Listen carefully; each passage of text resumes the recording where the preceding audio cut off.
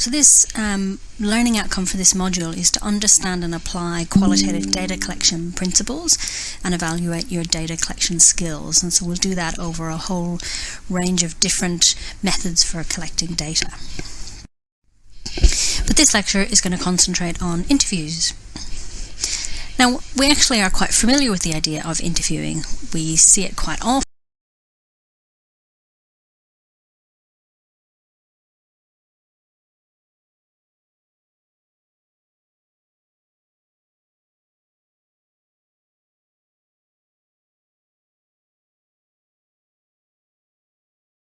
Often on TV, so whether it's on the news when someone's being interviewed at a crime scene.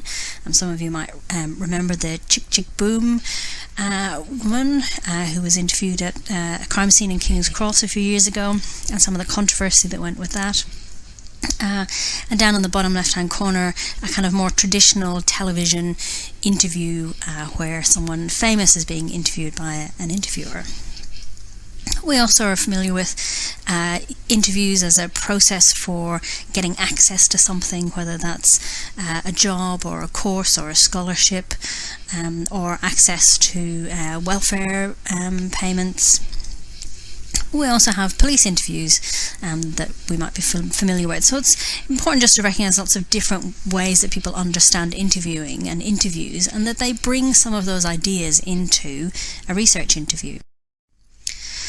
So there's also a whole variety of interviews used in research. So here's photographs from some of the things I've been involved with. So you'll notice that all of these interviews are not happening in an office. So they're interviews that are happening, the top left is actually happening at an Aboriginal health service. Top right is an interview that was happening outside a non-governmental organisation in Vietnam. Bottom right is an interview happening in a drug and alcohol service, and bottom left, of course, we do interviews via telephone or Zoom or Skype, and indeed sometimes via email. So there's lots of variety then also in our research interviews. So we're going to talk specifically about interviewing as a method. So firstly, let's just be clear about what we mean by a qualitative interview. So a phrase you'll often see if you do much reading around this issue is this phrase, conversation with a purpose. And that's I guess reminding us about purpose of sampling, so the idea that we're generating relevant data. So we need to generate relevant data, and that means that we interview or have a conversation with people which is specifically oriented to generating that information. That the agenda for that conversation and the purpose is from the interviewer or from the researcher. So we're deciding what's the kind of data that we need to get, and there's lots of different ways we can think about that. So we might have a thematic interview where we've got different themes we want to cover. We might have a particular topic that we want to deal with. We might have a much broader approach, so a biographical. We just want to ask and understand about somebody's lifetime, or a narrative approach. We might ask people to be telling us stories about particular things. But importantly, an interview is an interaction. So we're not a robot that's simply asking a set of questions that somebody responds to.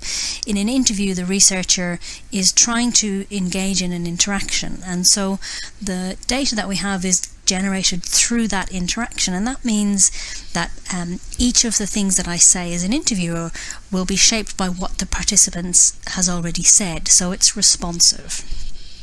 So that interaction is producing the data. In an interview, we usually have some flexibility but some structure, and I'll talk in a bit more detail in a few minutes about that. But for now, our interviews tend to be open, so remembering about the conversation we had in the very first lecture about qualitative research starts in an open, curious way. So we're looking to explore something with people. Interviews are usually expansive and depth-oriented.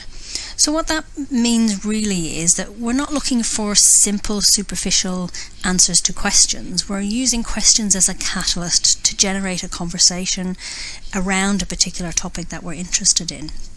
We're looking to go beyond those simple, superficial, quick answers to questions and to explore things. And we're going to talk in some of our future lectures about the different kinds of skills we can deploy to try and generate that deeper data.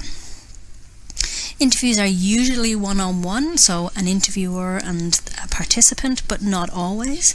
We might have a translator in the room. It might be a sensitive topic, or the person we're interviewing might need some support. They might have a friend with them. Sometimes, so I've seen some examples of research where young people's friendship pairs are interviewed. So, but on the whole, interviews are one-to-one. So the reason why we pick interviewing over the other data collection methods is worth just covering here.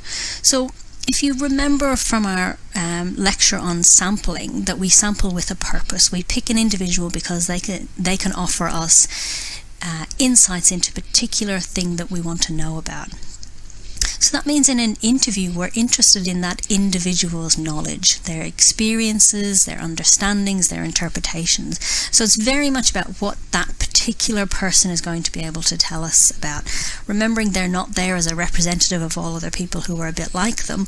They're there to tell us about their particular individual perspective. We pick interviewing because we're looking for depth and nuance. We're looking for the complexities in somebody's account. We want to understand their experience in the particular context in which those things have happened to them, or the particular context in which they were acting or behaving or interacting with a healthcare system, for example. So it's not about getting a single answer. It's about trying to explore, for example, how a participant might have felt about something in one situation compared to another situation. And it's also about exploring the contradictions that happen in all of our experiences and our accounts of the world, not because we think that a participant is lying, but because we want to understand why it's one way in one situation or at one time in a person's life, or with one doctor, for example, but when they're having the same engagement with another doctor or at another time in their life, it feels different. So we really want to understand the conditions that allow the particular experiences that we're hearing about to come about. We want to get people's perspectives on things. We want them to talk in their own voices, to use the language that makes sense to them, to talk about the things that are important to them. So we use a concept that we borrow from ethnography here, which is emic. And emic means that we want to understand from the participant's worldview, from inside their perspective, rather than making sense of something from a researcher or a scientist's perspective. So that means making sure that we allow people to tell a story in their own way and to use language in their own way. So we don't correct their language so that they're using the correct term for things, for example. Sometimes we interview because it's the only way we're actually going to be able to get that data, is to actually create a space where somebody can sit down and talk about their experiences about something. Interviewing works best when an individual has a personal stake in the topic. So what that means is we really need to get people who will have something that it matters to them and they've got some experiences to share. So there's lots of topics which might be much more general that actually an interview is not going to work particularly well for. Some of the limitations around interviewing, of course, in order to have a conversation with a purpose that has depth and nuance and contradiction, the person we're talking to needs to be able to verbalize, or to have somebody translate their intention and their meaning. They need to be able to interact and conceptualize responses to our questions. They need to be able to remember, to call up the past, and to some extent they need to be able to reflect on things that have happened to them. So what that means is we need to be careful about interviewing people who might have cognitive issues that will make those things difficult or uncomfortable. It might be, for example, research with people with brain injury or dementia. We might need to think very carefully about the ways that we interview and if indeed interviewing is appropriate.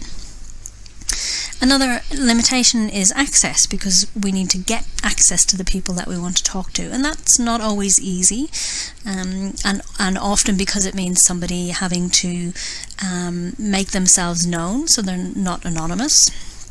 I've had a couple of students who've had some difficulties with this. So somebody who wanted to look at women's experiences of buying drugs on the dark net, and of course participants are doing something illegal.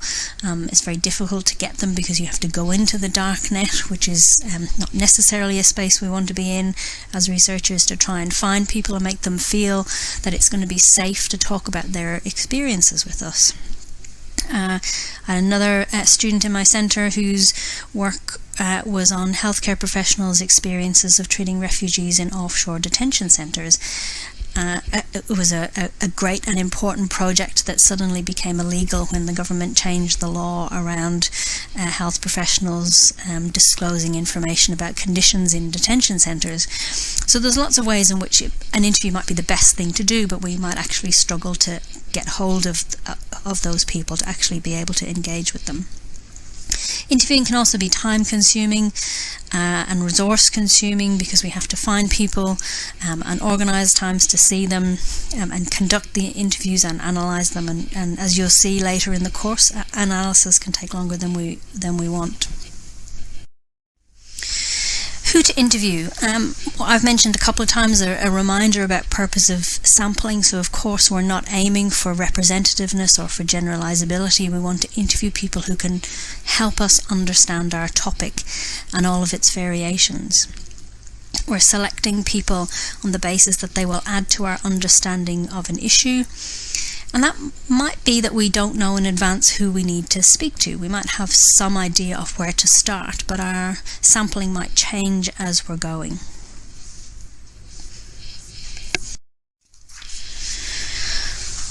And a quick practical slide about where to interview, and there's lots of things to think about here, and it depends a lot on who it is that you're interviewing. So the difference between interviewing, for example, in some of my work, drug users about their experiences of health services, we probably wouldn't want to interview them in those health services, because it starts to muddy the waters a little bit about who am I? Am I someone who's asking them as a representative of the health service? They might not feel comfortable in that health service. It might be better to interview them somewhere else.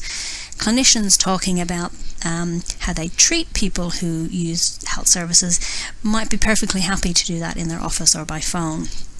Interviewing people talking about their experiences, sometimes we need to be thoughtful about whether an in-person interview is better than a phone interview in terms of rapport building. So comfort is really important. Privacy, of course, is crucial, so we need to be really thoughtful again about both the possibility that people can be overheard. So often an office can be a really good place because we can say that somebody won't be overheard because we can control that space, but sometimes an office might not be the most comfortable space. Surprisingly, often a really good compromise space can be cafes and streets and open spaces, because they can be private enough because no one's actually paying much attention, but public enough to make everybody feel comfortable and safe. And of course safety is an issue, so in general we don't interview people in their homes, and if we're going to, then we tend to do it in pairs, and we have careful safety protocols.